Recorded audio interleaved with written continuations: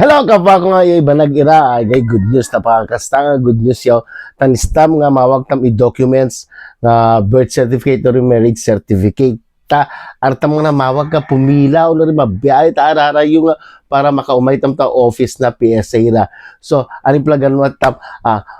para ma-avail tam yung nga documents sira metam lang ta GCash. So, taday nga pindot tam lang na, ma-avail tam na, makakala tam o maka-request tam na ta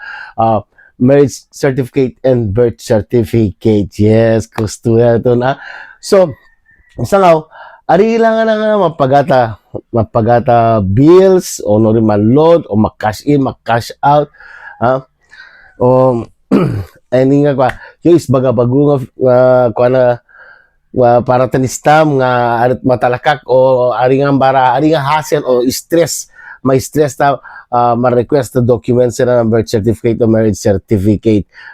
umetaw lang na ta tong apps diretso lang na so to do atak yun kano si ma-request ta documents nga mawag tam first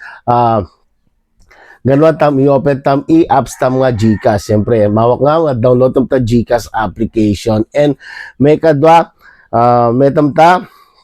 G-Life pindutan tam i-G-Life tapos alega tam i-PSA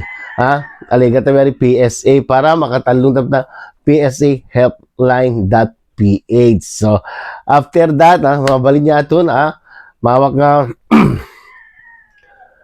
bilyat tam no ani nga mawak tam nga documents no birth certificate man yan or marriage certificate. And then, syempre, mawag tam natin may authorization. Yari may authorization, may kagi, syempre, mawag yari nagam mo,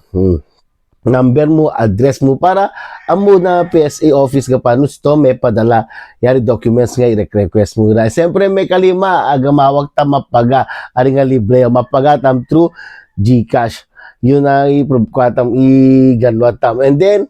awang nalalaanin tam, nagatam lang nabalin nga aming step yo nagatam lang na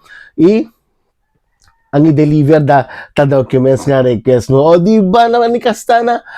arita mo na regatan awang na to problema tam arita mo na ma-traffic o maggasto ta pamasahe o ari mapila ta